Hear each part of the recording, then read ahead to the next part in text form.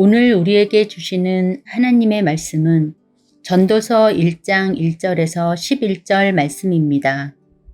다윗의 아들 예루살렘 왕 전도자의 말씀이라. 전도자가 이르되 헛되고 헛되며 헛되고 헛되니 모든 것이 헛되도다. 해 아래에서 수고하는 모든 수고가 사람에게 무엇이 유익한가. 한 세대는 가고 한 세대는 오되 땅은 영원히 있도다. 해는 뜨고 해는 지되 그 떴던 곳으로 빨리 돌아가고 바람은 남으로 불다가 북으로 돌아가며 이리 돌며 저리 돌아 바람은 그 불던 곳으로 돌아가고 모든 강물은 다 바다로 흐르되 바다를 채우지 못하며 강물은 어느 곳으로 흐르든지 그리로 연하여 흐르느니라.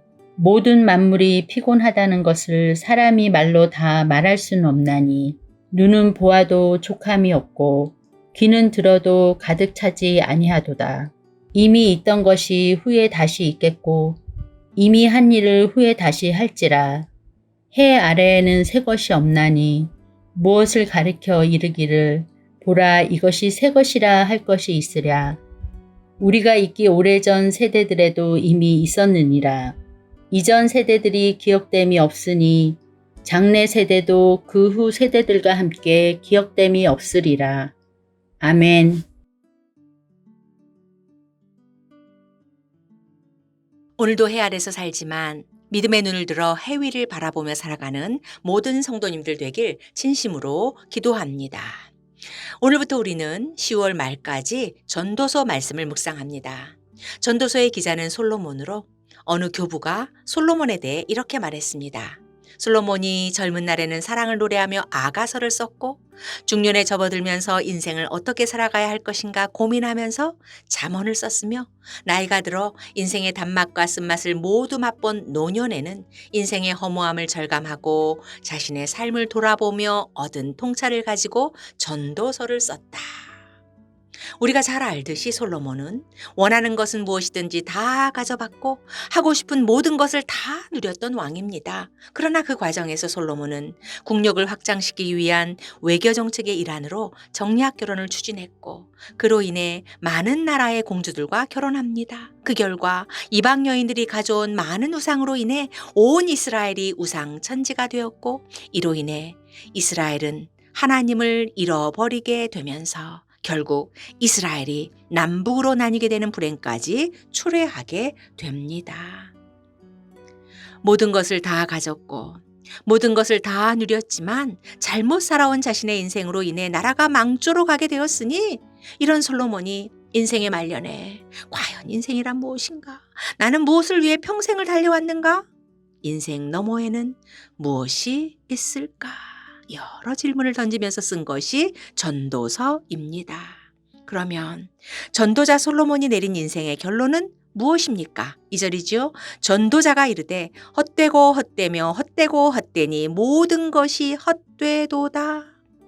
인생이 얼마나 헛되고 헛되고 헛되면 초반부에 그것도 짧은 그 한 절에 헛되다라는 단어를 5번이나 반복했을까요? 헛되다는 히브리어로 헤벨이라고 하는데 헤벨은 숨을 내쉴 때 후 하고 내는 소리와 같은 어원으로 추측됩니다. 그래서 헤벨은 입김, 미풍, 안개, 연기, 그림자 등의 뜻으로 인생의 무상함과 덧없음, 허무함을 표현할 때 주로 사용합니다. 이 헤벨은 전도서에 38회나 언급되면서 전도서의 중심 주제가 헤벨을 통해서 드러남을 명시해주고 있습니다. 그리고 연이어 전도자는 인생이 왜 이토록 헛되고 헛되고 헛된지 그 까닭을 3절에서 말합니다. 해 아래서 수고하는 모든 수고가 사람에게 무엇이 유익한가? 해 아래서 하는 모든 수고가 무익하다는 말인데 대학에 가려고 매일 밤새워 공부하여 막상 원하는 대학에 들어갔지만 여기가 끝이 아니고 앞으로 가야 할 길이 더욱더 험난하니 그 허무감에 숨을 내쉽니다. 안 먹고 안 입고 쥐하러 힘을 다해 일하며 돈을 벌었지만 투자를 잘못해서 하루아침에 그 많은 돈을 다 잃고 나니 그 허탈감에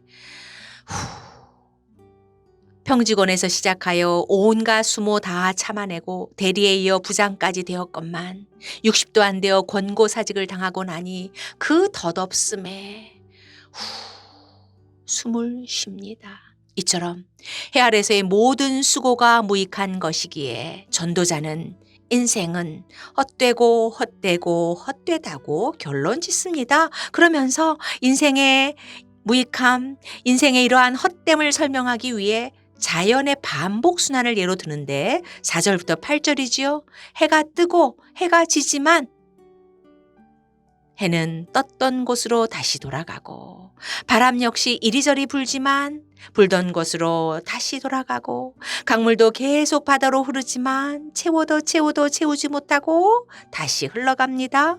이렇듯 우리네 인생도 태어나고 결혼하고 노동하고 병들고 죽고 해 아래서 하는 인간의 모든 수고도 돌고 돌 뿐 종국에는 그 어떠한 만족도 그 어떤 의미도 채움도 그리고 그 어떤 새 것도 없기에 헛되고 헛되고 헛될 뿐임을 확인시킵니다. 그러면 이처럼 해 아래서의 모든 수고가 모두 무익하기에 헛된 인생을 살 수밖에 없으니 그냥저냥 허무주의로 염세주의로 살아가란 말일까요?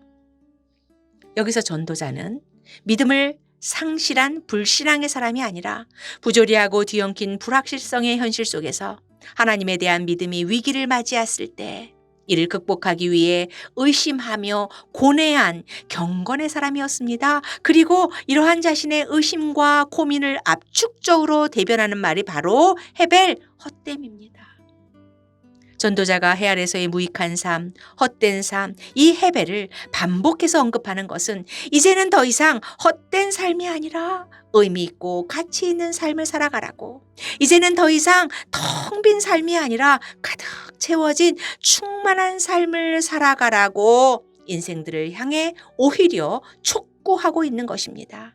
전도자는 긍정의 삶을 찾으라고 아주 강한 부정으로 우리에게 도전하고 있습니다. 그렇다면 과연 헛되고 헛된 인생을 극복할 수 있는 길은 무엇일까요? 그 유일한 길은 인생은 왜 헛되고 무익하고 해 아래는 왜 새 것이 없는지 그 근본 이유를 깨닫는 것이 우선되어야 합니다. 로마서 8장 20절이지요. 피조물이 허무한데 굴복하는 것은 자기 뜻이 아니요 오직 굴복하게 하시는 이로 말미암음이라. 피조물인 인간이 창조주 하나님 안에서 살아가야 하건만 창조주의 손길을 벗어난 삶, 떠난 삶을 살고 있기 때문입니다. 인생의 주인이신 하나님을 알지 못하고 자신이 인생의 주인이 되어 하나님 없는 삶을 살아가고 있기 때문입니다. 인생이 왜 이렇게 되었습니까? 이것은 인류의 조상 아담과 하와의 불순종의 죄로 인해 해 아래 사는 모든 인생들에게 주어진 죄의 결과입니다. 그러므로 이러한 인간의 실체를 올바로 깨닫고 하나님과 바른 생명의 관계를 성립하는 것이 절대적으로 중요합니다. 그래서 창조주인 하나님과 피조물인 인간의 이 뒤틀려진 관계를 회복시키시려고 예수 그리스도가 이 땅에 오셔야만 했습니다. 고린도서 5장 17절이죠. 그런즉 누구든지 그리스도 안에 있으면 새로운 피조물이라 이전 것은 지나갔으니 보라 새 것이 되었도다. 예수님이 십자가에 죽으시자 제자들은 갈릴리로 갑니다. 주님의 부활 약속은 까맣게 잊고 있었기에 그들은 무엇을 해야 하는지조차 모른 채 허탈감에 빠져 갈릴리 바다에서 밤이 맞도록 그물을 던집니다. 그러나 밤새 단 한 마리의 물고기도 잡지 못하고 있을 바로 그때 부활의 주님이 그들을 찾아오십니다. 얘들아, 너희에게 고기가 있느냐? 예수님은 단순히 물고기 익투스를 잡았냐고 물어보기보다는 가장 귀한 것을 뜻하는 프로스파기온을 사용하여 물어보십니다. 죽으시고 부활하신 예수 그리스도가 없는 인생, 이 주님이 없는 인생을 살아갈 때 인간들이 밤이 새도록 수고해서 얻은 것이 과연 무엇인지 예수님은 지금 우리 모두를 향해 수사적 질문을 던지십니다. 인간이 먼저 죽으시고 부활하신 예수 그리스도 안에서 새 것으로 진정 거듭나야 비로소 새로운 삶이 시작될 수 있습니다. 그런데 그리스도 안에서 새로운 피조물이 되어도 해 아래는 여전히 무익함과 헛된 것밖에 없으니, 그러면 해 아래 살면서도 새로운 삶을 살아가려면 어떻게 해야 할까요? 해 아래서의 수고가 무익하고 해 아래는 새 것이 없다고, 이렇게 해 아래라는 말을 전도서에서 27회, 28회나 계속 언급하고 있는 것은 해 위가 있음을 우리에게 암시하는 것입니다. 그렇습니다. 해 아래서의 헛된 삶, 해 아래서의 무익한 수고를 극복할 수 있는 또 하나의 길은 바로 해 위의 삶이 있음을 믿음으로 확신하며 해 위를 바라보는 것입니다.